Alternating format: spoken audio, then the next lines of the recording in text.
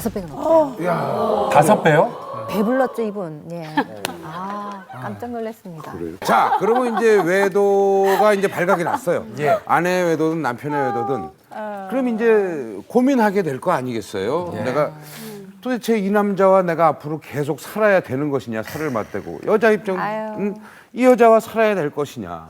어떻게 하는 게 현명한 대처일까? 근데 그런 것 같아요. 외도가 한 번 있었다고 해서 그게 헤어짐의 이유는 아닌 것 같고요.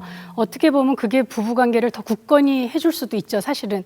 저희 상담을 오면 같이 살 것이냐, 살고 싶냐, 아니냐를 따로따로도 물어보고 같이도 물어봐요. 그래서 목표가 같으면 그 설득을 해서 이 좋은 쪽으로 이렇게 그 몰고 가지만 왜 개인적으로 볼 때는 같이 사는 게 너무 불행한 거예요.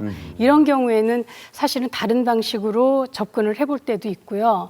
조금 또 이제 더 다른 문제는 어떤 것들이냐면 왜 걸리든 안 걸리든 신경 안 쓰고 되게 뻔뻔스럽게 외도하는 사람들이 있는 거죠. 그거는 관계를 깨겠다라는 마음이 첫 번째 있을 경우고 두 번째는 복수하고 모욕하는 거예요, 아내를. 그러니까 그게 꼭 아내의 잘못은 아닐 수도 있어요. 예전에 엄마한테 당했던 어떤 그런 냉정함이라든지 이런 거를 같은 여자, 만만한 여자한테 푸는 걸 수도 있는데요.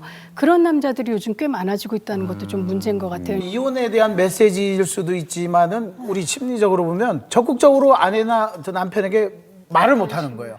그러니까 수동 공격성 행동이라 맞아요. 해가지고 패시브 어그레시브 하는 거거든요. 이거를 뭐 적극적으로 아내에 대한 불만, 남편에 대한 불만을 얘기를 못 하니까 그런 걸 통해서 은근히 지속적으로 보복을 하는 성격 장애까지 있을 수가 있는 거거든요. 정말 여기서 어려운 거는 바람을 피잖아요. 그러면 핀 사람의 자존감은 높아져요. 왜냐하면 누군가가 나를 선택해주고 매력을 느끼고 나를 사랑해주잖아요. 예. 그런데 당한 사람의 자존감은 떨어지죠. 내가 정말 매력이 없나?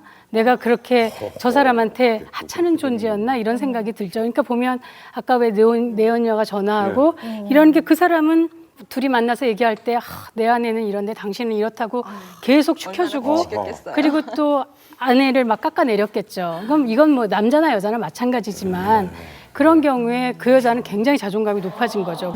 내가 앞으로 이 가정 생활을 계속 해 나갈 마음이 있는 거죠. 마음이 있으면은 그거에 대해서 더 알려 하지 않는 것이 훨씬 근데 낫겠다는 사람 마음이 얘기네요. 참 알 수가 없어서요. 우리가 늘 이렇게 얘기를 해요. 그 열어봤자 판도라의 상자다 이런 얘기를 하는데요. 그거 쉽진 않겠지. 한 번 듣고 나면 자꾸 물어보게 되는 거예요. 그리고 그 상황일 때마다 이때 당신 어땠어? 그 사람하고도 또 상상을 또 그렇죠. 붙여가지고 그 사람하고도 이렇게 했어? 이렇게 했겠지?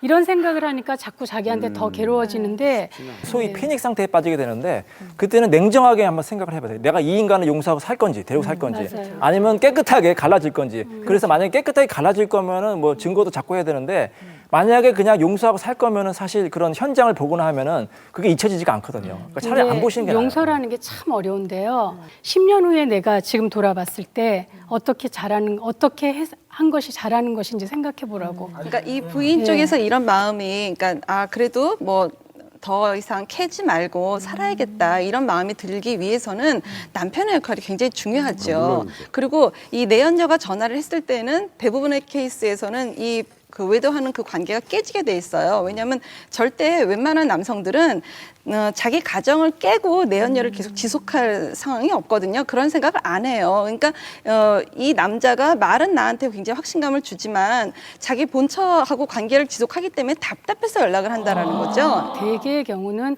아내가 알아도 거기서 이제 싸우고 이렇게 해갖고 그냥 무마가 돼서 같이 사는 경우가 많잖아요. 근데 그럴 경우에 그냥 같이 사는 경우가 굉장히 많아요.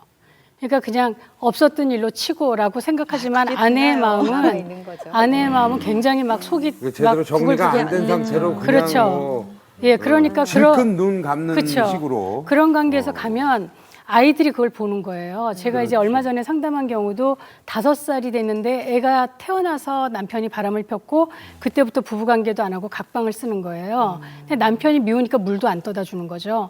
근데 이 5살짜리 아이가 그러더래요. 아빠한테도 좀 잘해주라고. 아빠도 한테도 물을 좀 갖다 줘. 이렇게 얘기를 하더래요. 그래서 이제 왔는데 제가 그때 그런 얘기를 했어요. 이왕 같이 살기로 작정을 했으면 그러면 지금 이렇게 사는 것이 나중에 이거 잘 산다고 생각했는지 한번 생각해 보라고.